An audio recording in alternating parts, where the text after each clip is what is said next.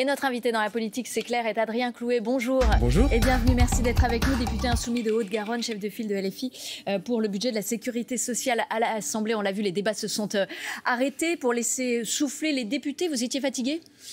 Alors, je pense que tout le monde l'est un petit peu, mais le sujet, c'est pas de savoir si les députés sont fatigués. Le sujet, c'est de savoir est-ce que ce budget va fatiguer les gens et qu'est-ce qu'il va faire aux gens qui sont fatigués.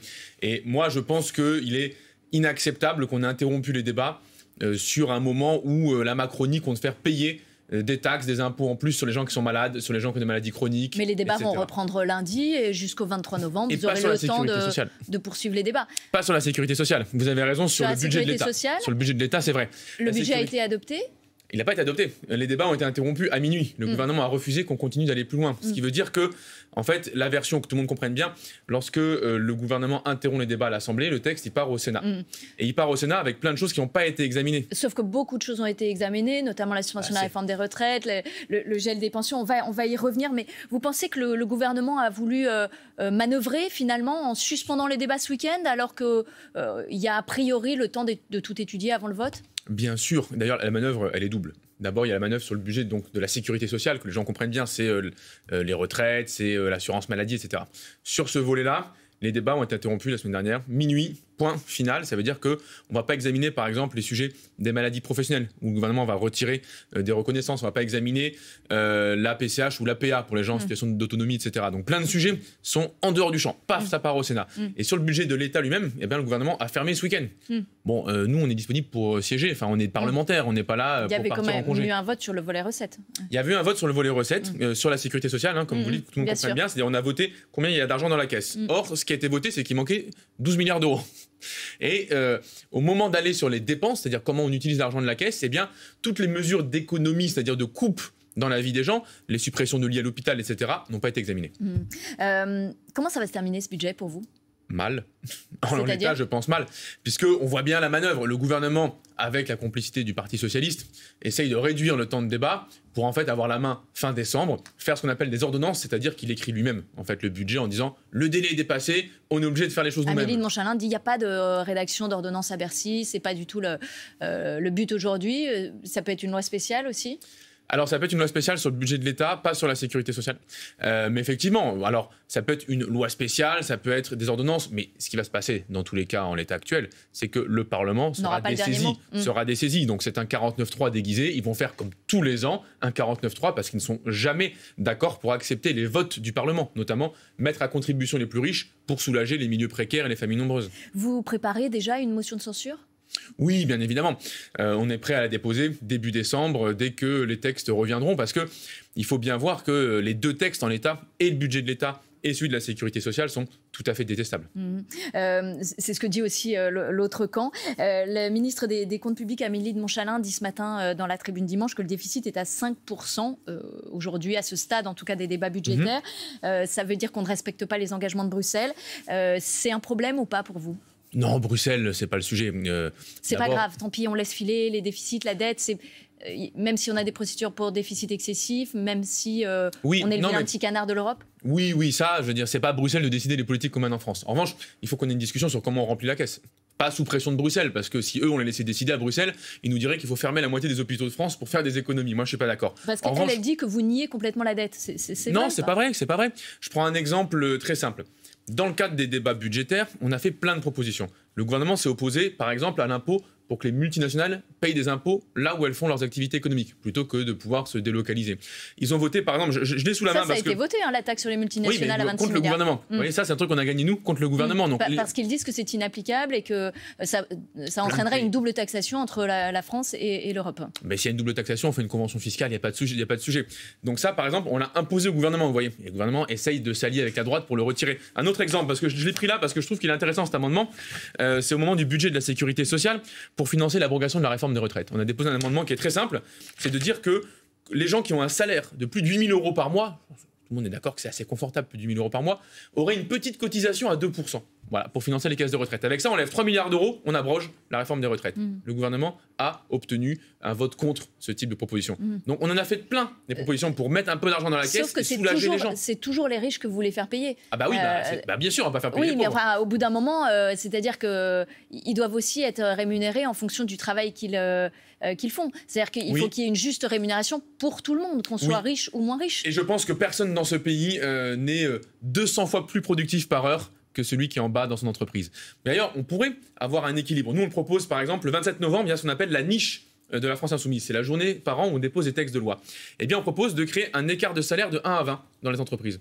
Ça, c'est quelque chose de simple qui me semble vertueux. Faire en sorte que ceux du haut ne se gavent pas au détriment de ceux du bas. Et vous savez qu'on est le pays le plus redistributif en France. C'est-à-dire que cet écart-là qui existe, il est réduit à près de 1 à 3 une fois qu'il y a toutes les aides qui sont distribuées aux Français.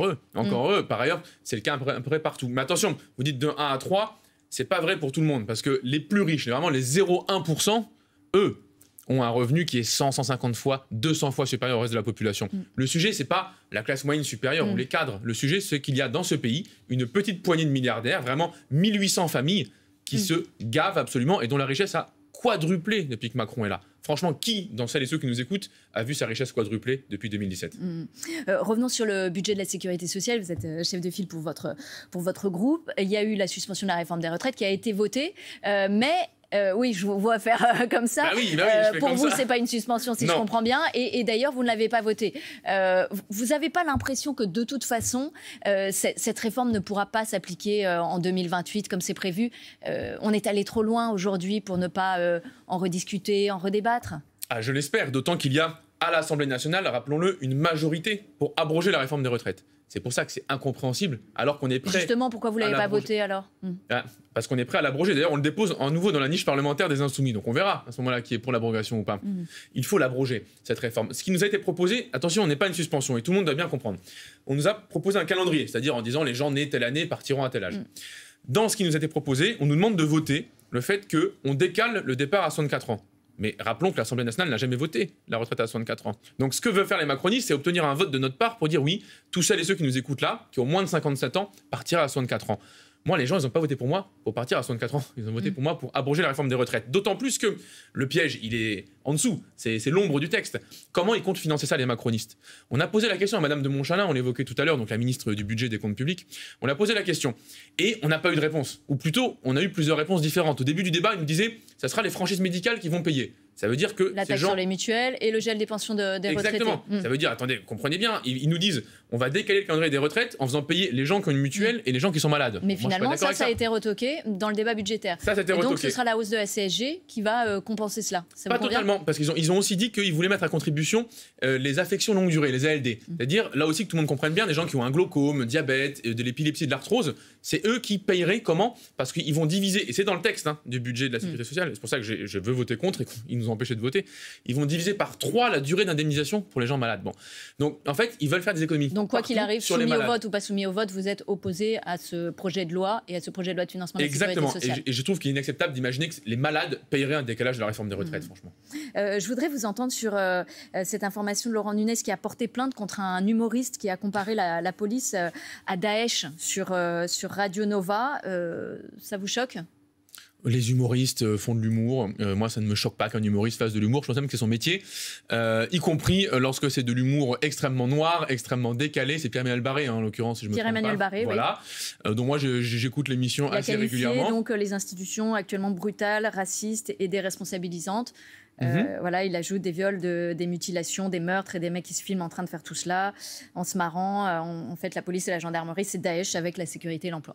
Et ce dont parle M. Barré est un sujet grave quand même. Enfin, M. Nunez s'amuse en fait, il fait un contre-feu. Mais enfin, on parle de faits extrêmement graves d'agents de la force publique, de policiers qui ont violé des justiciables. Vous vous souvenez de l'histoire, à la fois dans des cellules où elles étaient maintenues dans un tribunal, dans un palais de justice, et à la fois à l'arrière d'un véhicule de police. C'est ça l'élément. Et je pense que M. Nunez ferait mieux de mettre une enquête administrative rapide, réelle, et de mettre à pied et d'avoir des poursuites pénales envers des personnes qui ont torturé et violé des personnes. Sera faite, mais on se souvient que la France Insoumise avait dit que la police tue.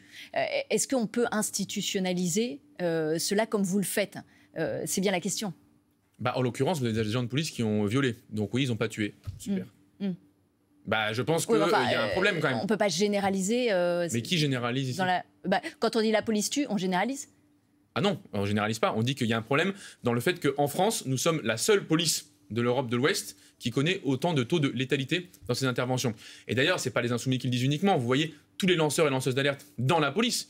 D'ailleurs, une partie des affaires dont on parle ici, d'agression sexuelle ou de viol, viennent aussi de lanceurs et lanceuses d'alerte qui disent qu'il y a un problème d'impunité dans la police aujourd'hui, parce que l'IGPN ne fait pas son boulot, parce qu'il se surveille entre collègues, et c'est jamais bon de faire ça entre collègues, les surveillances, dans quel que soit le métier, pas que policier, parce qu'il y a un problème de couverture par le ministre de l'Intérieur, et on a vu encore les images la semaine dernière à Sainte-Soline, avec des gendarmes qui parlaient de comment tirer sur des gamins, des personnes âgées, y compris en tir tendu. On a des actes illégaux, interdits, de l'incitation à la violence par les officiers qui invitent leurs troupes à tirer sur des manifestants. Et M. Nunez, le truc qu'il trouve à faire, c'est porter plainte contre un humoriste.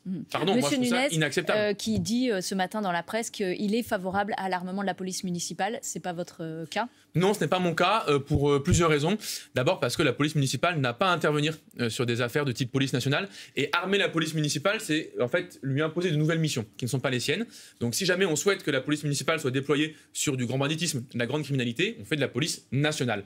Et puis deuxièmement, parce que moi je suis favorable à une police de proximité, comme les Insoumises et les Insoumis. Et je pense que le but, c'est d'avoir un policier dont on a le numéro de téléphone portable et qu'on peut appeler directement pour échanger au quotidien. Merci Adrien Clouet, député insoumis de Haute-Garonne, chef de file pour son groupe de PLFSS. Merci à vous. Tout de suite les informés.